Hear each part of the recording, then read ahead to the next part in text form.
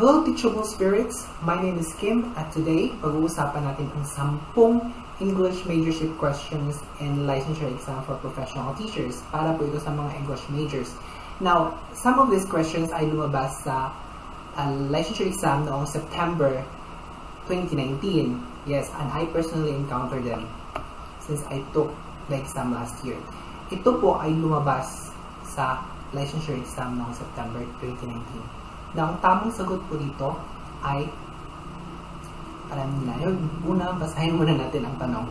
Which Japanese poem consisting of 3 lines totaling only 17 syllables and treating the world in its natural setting illustrated in the given verse? Mellow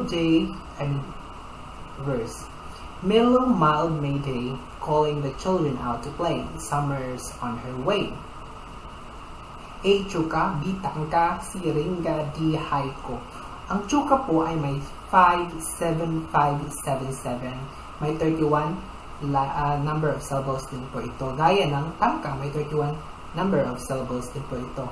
Pero ang pinagkaiba nila, ang Tangka ay mayroon lamang itong 5 lines. Samantalang ang Chuka ay mayroong unlimited lines, or you can have a number of lines para sa Chuka. But of course, i-maintain dapat ang 31 number of syllables in a stanza. Now, ang ringa naman po ay ito po ay ito po ay ang conjoined ng mga tangka. Grupo po ito ng mga tangka. Yes, na mayroong 14 verse at 17 syllables. Now, ang haiku naman po, alam naman natin na ang haiku ay may 3 lines lamang na mayroong 17 syllables, and each syllables has 575 respectively, right? I mean, each line has 575 syllables respectively. At may theme po itong nature or season. Now take a look at this stanza. Mellow mild May day. 5. Calling children out to play. 7. Summer's on her way. 575. So, what's the correct answer? Of course, it's letter D, haiku. Now, let's proceed to number 2. Which of the words in the given sentence is the function word that signals noun? None but the strong will survive. So, yun po ang ating sentence. None but the strong will survive. Alin daw po dito ang nagsisignal ng noun? Number 1, but. Letter A, but. Letter B, none. Letter C, the. Letter D, will. Okay, alamin po muna natin kung ano ang function word. Now, in English language, naghahati po ang mga words into 2, okay? Mayroon po tayong tinatawag na word class in English. Word class, ito po ay ang makabagong pantawag sa part of speech. Nahati po ang word class sa dalawa, open word class at ang closed word class. Ang open word class ay tinatawag na lexical words at ang closed word class ay function words. Ang napapaloob po sa lexical words, ito ang noun, verb, adjective, adverb. At ang napapaloob naman po dito sa closed word class ay ang conjunction, preposition, pronoun, articles. Okay? Or determiners. Now, bakit open word class ang mga lexical words? Kasi, pag dinagdagan mo ng isang morpheme, let's say for instance, ang word na beauty, the noun beauty, dadagdagan natin isang bound morpheme na full, beautiful, so hindi na siya noun. Nag-iiba na ang kanyang word class, okay? Ang ibig sabihin, ang open word class po ay nakakapag-yield ng new word pag nadadagdagan ito ng bagong morpheme. Nakakagawa siya ng other word at nag-iiba rin ang kanyang function o nag-iiba rin ang kanyang. Now, alin po ba dito ang function word? Hanapin natin ang function word. So, pwede ito. Hindi, yes, pwede ito. Pwede rin ito. Now, they are all closed words. Okay? Closed words po lahat ng function words po dito. Pero alin po ba ang nagsisignal ng noun? Alamin po natin dito. Alin po ba dito ang noun? Or ang, noun. Yes, the noun here is strong. Bakit po? We all know that strong is an adjective. Okay? But in this case, the strong is, or the word strong functions as a noun. Okay, the strong, kasi we have here the article the. Okay, the article the signals the word noun, at nagiging collective na po ang word na ito. Okay, kasi the strong, ang mga malalakas, the strong will survive. So, ang mga malalakas ay ito po yung ating noun, at walang ibang word na kasunod nito kundi ang word na the lamang po, which is an article. Okay, and an article is part of the closed word class or function word. So ito po, ang tamang sagot natin ay ang letter C, the. Ito po ang nagsisignal ng noun, ang article na the. The proposes that when learners are exposed to grammatical features a little beyond their current level, I+1, those features are acquired. Acquisition results from comprehensible input, which is made understandable with the help provided by the context. Letter A, acquisition learning hypothesis. B, natural order hypothesis. C, input hypothesis. D, affective filter hypothesis. Now, ang Acquisitions monitor model po ay mayroong 5 central hypothesis. Ito ay ang acquisition learning hypothesis, natural order hypothesis, monitor hypothesis, input hypothesis, and affective filter hypothesis. Now, ang sagot po dito ay letter C. Please do visit my YouTube account, Kim@21. Nandoon po ang mga practical explanation about this theory. Please visit Kim@21. Yes, I will no longer explain this one because it will it's so complicated to explain and it will take much time for me to do so. So please visit Kim@21 at naroon po ang sagot. Let's proceed to number 4. They view the language as a system of related elements or building blocks for encoding of meaning, the elements being phonemes, sounds, morphemes, words, tagmemes, phrases, sentences, and clauses. A, structuralists. B, transformationalists. C, functionalists. D, interactionalists. The answers are A, structuralist. Okay. Bakit hindi ang B, C, at D? Pag sinabi natin transformationalist, they believe, or transformationalists believe that language is a system of knowledge made manifest linguistic form but innate. So, ang ito ba, ang building blocks ba like morphemes, tagmemes, and phonemes ay innate sa atin? Natututo na ba tayo pag pinanganak tayo? Or natututo na ba tayo ng kusa? Hindi po, di ba? So, hindi ito ang transformationalist. Tinatawag rin itong cognitivist or cognitive theory. Now, pag ang functionalist po believe that language is a dynamic system through which members of the community exchange information. Pag sa functionalist, view na ang language as a system, okay?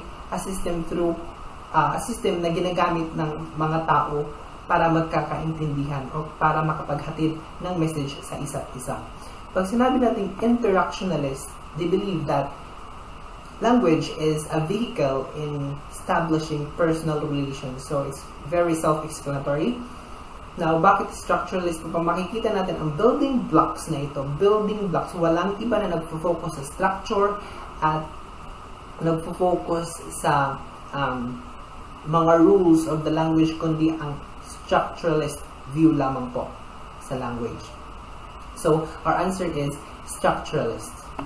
What is illustrated in the following example? In English, the statement Marian is a linguist ends with a fall in pitch, while as a question, Marian is a linguist, the pitch goes up. A, stress. B, intonation. C, juncture.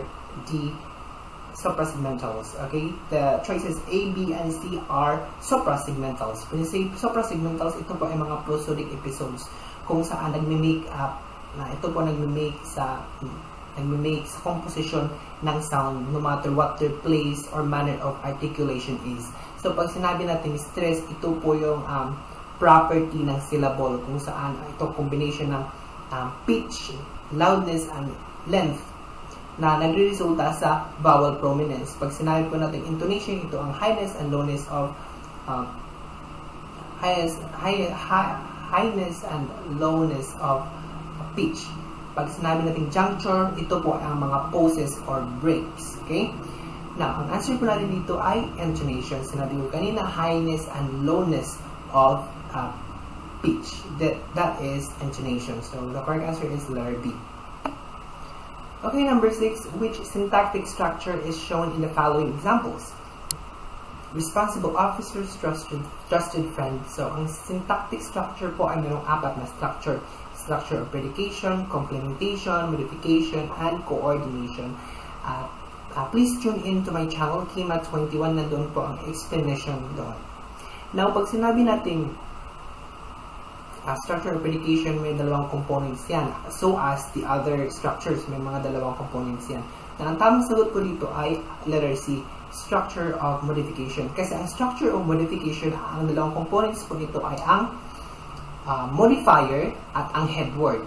Ibig sabihin, ang head word po dito ay ang noun. Let's take this example. Responsible officer. Ang modifier po natin ang, of course, the word responsible at ang ating head word ay ang officer. See? So, ang tamang sagot po ay ang structure of modification. If you want If you want more explanation about this topic, please visit my channel, Kim@21. So there. Now, number 7. What conversational maxim seems to have been violated in the following example? A. How was the lip? B. Well, the proctor is my former college professor. Okay.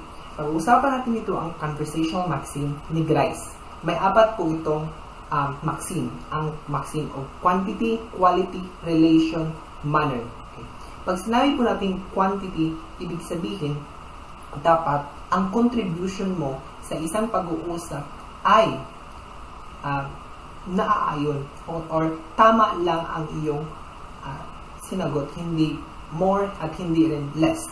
Pag sinabi natin quality, dapat ang contribution mo is sa isang pag-uusap, dapat sakto, tama. Tama at walang bahid na kasinungalingan. Pangatlo po, ang maxim of relation, dapat ang contribution mo sa isang pag-uusap ay naaayon sa mga tanong o naaayon sa hinihingi sa isang pag-uusap. Dapat be relevant kung ano ang itinanong, yun dapat ang iyong sasagutin. Ang letter D po, maxim of manner, ibig sabihin, dapat ang pag-uusap ay klaro. Okay? Dapat klaro ang isang pag-uusap. At paano po ma-achieve ang clearness? Ma-achieve lang po ito kung ikaw ay nag-a-avoid ng wordiness. Okay? Avoid wordiness and you can have clarity. Now, the correct answer here is C. Maxim of relation. Kasi nga, hindi relevant ang kanyang response sa tanong. How was the lit? The answer? Well, the proctor is my former college professor. Does it answer the question? No, it doesn't. Let's proceed to number 8. The word just in the sentence below indicates she has just eaten. So we have to look at first the sentence. The sentence is in present perfect tense, right? She has just eaten. Take a look at the structure. Now, itong sa letter C at si DX na agad to. Kasi itong sa letter C is in past perfect tense. At ito namang sa letter D is progressive tense. Now, ang tamang sagot po ay si B. Kasi nga, it is a recently completed action na nangyayari na katatapos pa lang niyang kumain. Letter A is or cannot be applied in this situation kasi ito lang po ang sentence ito lang. Wala nang ibang transformational o wala nang ibang words to prove na si letter A ay tama. Si letter B po ay ang sagot. Number 9. Mario, my older brother, fathers their good-looking and smart children. The underlined word functions as a noun, B verb, C adjective, D a possessive. So, the underlined word is fathers. As we all know, we commonly know the word father as a common noun, right? Now, in this case, it doesn't function as a noun, but a verb. Okay? Take a look at this, a verb. Kasi nga, may mga basic, okay? May apat na basic word formation. Una, ito, apat na basic word formation. Ito ay prefixation, suffixation, compounding, at conversion. Ang conversion po ay nandito sa situation na to. Ang word po na father dito, hindi po nag-act as a noun, kundi nag-act as a verb. Yes, verb po. Gaya lang po ng love, okay? When we say, I love you, the word love there functions as a verb.